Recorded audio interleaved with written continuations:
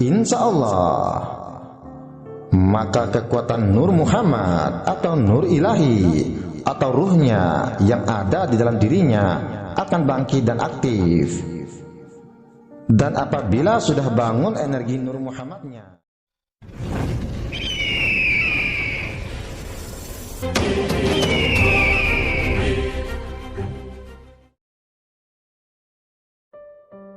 Bismillahirrahmanirrahim. Assalamualaikum warahmatullahi wabarakatuh. Pada kesempatan kali ini, aku ingin berbagi sedikit rahasia tentang keajaiban proses terjadinya manusia. Di antaranya adalah, kapankah manusia itu memiliki hawa nafsu? Dan apa bunyi zikir atau pujian ketika kita di dalam kandungan ibu? Dan yang manakah dikatakan 30 juz Al-Quran di dalam diri kita? Apa nama kita saat keluar dari rahim? Dan pada usia kita 7 hari, 40 hari, 2 tahun, 7 tahun, apa nama kita kala itu? Dan apa nama asli bayi dan seterusnya? Dan bagi siapapun yang dapat mengamalkan dengan istiqomah, maka apapun yang menjadi niatnya atau hajatnya, cita-citanya, harapannya, kehendaknya akan terwujud dalam sekejap. Untuk itu silakan simak videonya sampai selesai agar mendapatkan apa yang kalian cari. Kejadian insan adalah dari proses persetubuhan. Saat persetubuhan itu sifat-sifat insan yaitu wadi, madi, mani, manikam juga turut terproses. Soal, dalam keempat anasir itu, yang manakah yang akan dijadikan insan? Jawab, dari keempat anasir itu hanya manikam yang merupakan bakal atau akan dijadikan insan. Allah menjadikan benih manusia daripada satu manikam dalam surga turun kepada Hugoib. Rupa sir Allah jadi manikam, terhijab juga pada nama manikam. Soal, siapakah yang memiliki manikam dan di manakah istananya pada tubuh? Jawab, manikam hanya dimiliki oleh lelaki. Istana manikam itu pada otak lelaki. Dalam otak ada lemak, dalam lemak ada minyak, dalam minyak ada nur, dalam nur ada nur akli, dalam nur akli itu ada hijabun nur, dalam hijabun nur ada manikam, dalam manikam ada sir, dalam sir itu rahasia, dan dalam rahasia itu ada jad. Soal, bagaimanakah proses perjalanan manikam? Jawab, manikam itu jatuh ke ubun-ubun bapak, kemudian jatuh ke jantung bapak, kemudian turun kepada hati nurani berupa cahaya hak, kemudian turun kepada ta'ayun sani berupa air, kemudian jatuh ke rahim ibu yakni tarai berupa alif. Apabila jatuh pada rahim seorang perempuan yaitu taraib, barulah dapat dikatakan dia manikam, yakni bila kemudiannya jatuh ke alam ruh bergumpal seperti biji. Inilah sebab dia bernama manikam. Soal, apakah itu manikam? Jawab, manikam inilah yang bernama Nur Muhammad atau ruh idofi atau syahadat dalam pengertian ilmu. Itulah zat yang meliputi semua keadaan yang berada dalam nukat goib, turun jadi jauhar awal tempat perwujudan alam yang 7. Darah haid yang berhenti karena tertutup oleh manikam pada bulan kelima akan menjadi tembuni tatkala sampai masanya lahir. Maka darah haid yang berhenti pada 40 hari sebelum manikam itu bernyawa itulah akan menjadi darah nifas dan manikam yang dikandung perempuan. Soal: apakah bunyi pujian atau bunyi zikir kita dalam kandungan ibu?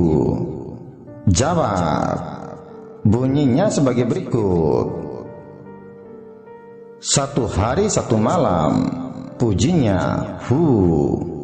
3 hari 3 malam, pujinya Allah. 7 hari 7 malam, pujinya Innallah. 40 hari 40 malam, pujinya Turabun Nur. 4 bulan 4 hari, pujinya Subhanallah. Dan 6 bulan 6 hari, pujinya Alhamdulillah. 8 bulan 8 hari, pujinya Allahu Akbar. 9 bulan 9 hari, pujinya La ilaha illallah. Dan kalimat semula jadinya Inna Ana Amanah, yang artinya sesungguhnya aku aman atau iman. Dan perlu kalian ketahui, ucapan Inna Ana Amanah ini banyak diamalkan oleh para guru kebatinan, dijadikan amalan tingkat tinggi sebagai ilmu semula jadi. Sebab khasiatnya sangat banyak sekali. Di antaranya bisa digunakan untuk menghilang dari pandangan musuh, meredakan amarah orang, pengasihan, dan lain-lain sebagainya. Kita lanjutkan kepada pembahasannya. Setelah keluar dari rahim ibu, pujinya Hu Allah. Ketahuilah, ketika bayi di alam rahim atau di dalam air ketuban belum ada nyawa, baru ada hidup, yaitu adanya ruh, rasa pendengaran dan nafsu mutmainah. Dari alam rahim bayi pindah ke alam dunia, dan sifat fitrah ruh berubah sifat menjadi ruh. Ketika kontak dengan alam dunia, itulah adanya nyawa. Nyawa adalah darah yang ada di bawah kulit di atas permukaan daging. Adanya nafas adalah adanya hidup. Adanya hidup adalah karena adanya zat dan sifat. Olahan dari api, angin, air, dan tanah. Pada waktu itu mata terbuka tetapi belum bisa melihat, telinga belum bisa mendengar, hidung belum bisa mencium, mulut belum bisa berkata, hanya ada suaranya saja. Setelah diberi ASI atau makanan apa saja yang berasal dari saripati api, angin, air, dan tanah, maka dari saripati yang 4 ini menjadi nur darah yang 4 macam. Yang pertama, nur darah merah dari saripati api, adanya pada daging, membesarkan dagingnya bayi. Hawanya keluar melalui telinga hingga bisa mendengar, yang disebut ruhul sama atau rasa pendengaran. Yang kedua, nur darah kuning dari saripati angin, adanya pada sumsum, membesarkan sumsum bayi. Hawanya keluar melalui hidung hingga bisa mencium dan merasa, yang disebut ruhul nafasi atau rasa penciuman. Yang ketiga, nur darah putih dari saripati air, adanya pada tulang, membesarkan tulang bayi. Hawanya keluar melalui mata hingga bisa melihat, yang disebut ruhul basar atau rasa penglihatan. Dan yang keempat, nur darah hitam dari saripati bumi, adanya pada kulit, membesarkan kulitnya bayi. Hawanya keluar melalui lidah atau mulut hingga bisa berbicara, yang disebut dengan ruhul kalam atau rasa perkataan. Dan sedangkan nur darah bening setelah bayi membesar kulitnya, membesar dagingnya, membesar tulangnya, membesar atau banyak sumsumnya, maka keluarlah hawanya, yaitu nafsu yang empat. Yang pertama, nafsu amarah, berdomisili pada telinga. Yang kedua, nafsu sufiyah, berdomisili pada mata. Yang ketiga, nafsu lawamah, berdomisili pada lidah. Dan yang keempat, nafsu mutmainah, berdomisili pada hati. Soal: kapankah datangnya nafsu pada bayi? Jawab: datangnya nafsu yaitu keinginan pada waktu diberi ASI, rasa menjadi kontak dengan gulungan api, angin, tanah, dan air. Sebab itulah adanya air susu, asal dari yang empat. Buktinya adalah makanan yang dimakan oleh ibu. Sebab jika ibunya tidak makan apa-apa, tidak akan ada air susu. Ketika mulut bertemu dengan air susu, tentu ada rasa enak dan manis. Terasa yang enak sampai ingin lagi tidak mau telat. Kalau telat, suka ngambek dan menjerit. Semua terjadi karena adanya pertemuan atau kontak. Buktinya, kontaknya ibu dan bapak, keluarlah seorang bayi dari alam rahim dengan hidupnya.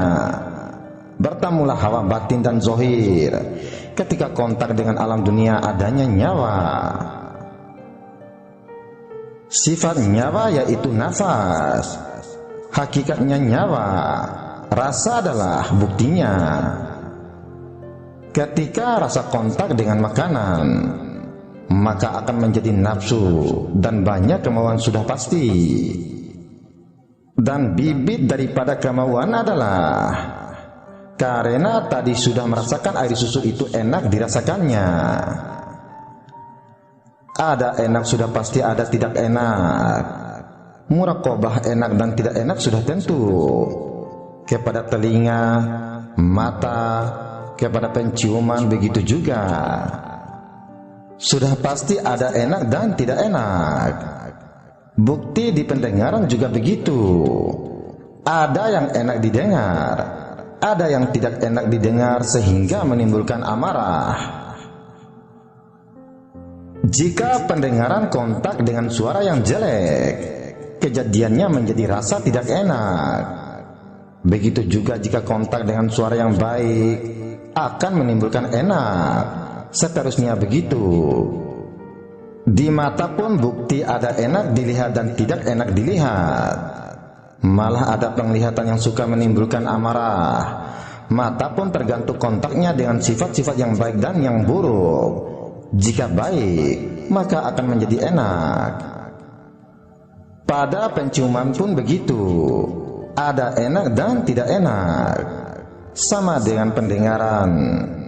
Semuanya itu adalah bukti dari adanya segala keinginan, sifat rasa baik dan sifat rasa buruk. Pertanyaan: yang manakah dikatakan rahasia 30 juz Al-Quran dalam diri kita? Jawab: yang dikatakan 30 juz rahasia Al-Quran dalam diri kita adalah: yang pertama, di dalam sulbi, maul hayat namanya, mesrakan turun nafasmu ke sulbi. Yang kedua, di pohon kalam, madi atau nuk namanya. Yang ketiga, di pucuk kalam, mani namanya. Yang keempat, keluar kalam, manikam namanya. Dan Jalil Jalallah nama asli bayi. Yang kelima, mulai masuk, nutfah namanya. Yang keenam, umur 1 bulan, ruh nabati atau jalallah namanya. Yang ketujuh, umur 3 bulan, ruh jasmani namanya. Yang kedelapan, umur 5 bulan, ruh nafsani namanya. Yang kesembilan, umur 7 bulan, ruh rohani namanya. Yang kesepuluh, umur 9 bulan, ruh idofi namanya. Hak-hak memuji dirinya Rabbun. Yang ke-11, keluar dari rahim, waladal insan aminullah namanya. Yang ke-12, umur 7 hari, Muhammad namanya. Yang ke-13, umur 40 hari, Muhammad idofi namanya. Yang ke-14, umur 2 tahun, Muhammad Ainal Insan namanya. Yang ke-15, umur 7 tahun, Muhammad Salatullah namanya. Yang ke-16, umur 10 tahun, Muhammad Salawatullah namanya, detik nafas. Yang ke-17, umur 14 tahun, Muhammad Kamarullah namanya. Yang ke-18, umur 25 tahun, Muhammad Aminullah namanya. Yang ke-19, umur 35 tahun, Muhammad Siratullah namanya. Yang ke-20, dikala umur 40 tahun, Muhammad Uzunullah namanya. Yang ke-21, dan dikala umurnya 41 tahun, Muhammad Rasulullah namanya. Yang ke-22, ketika Isra Miraj, Abdullah namanya. 23, ketika di langit, Muhammad Mutlak namanya. 24, ketika di mustawan, Ahmad namanya. 25, ketika umurnya 63 tahun, Kalamullah namanya. Yang ke-26, ketika kembali, Rahmatullah namanya. 27, ketika di mahsyar, Al-Hasir namanya. 28, lebur ke hadirat Allah, Habibullah namanya. 29, nama yang terhasia, Ahmad Abul Qasim namanya. Dan yang ke-30, nama tiada huruf tiada suara, hak-hak aslinya. Itulah 30 huruf, 30 ayat, 30 juz menjadi Al-Quran dalam dirimu. Dan apabila di bagian kajian 30 juz atau nama rahasia ini didengarkan sambil melakukan tafakur, atau di saat kita sedang mau tidur sambil menghayati arti atau maknanya, insya Allah maka kekuatan Nur Muhammad atau Nur Ilahi atau ruhnya yang ada di dalam dirinya akan bangkit dan aktif. Dan apabila sudah bangun energi Nur Muhammadnya atau Nur Ilahinya atau ruhnya, maka segala niat, hajat, doa akan terwujudkan dengan sangat mudah. Dan setan atau jin atau sejenisnya tidak akan berani mendekati dirinya apalagi untuk memandangnya. Dan bahkan masih banyak sekali keutamaannya yang luar biasa yang tidak bisa disebutkan satu persatu.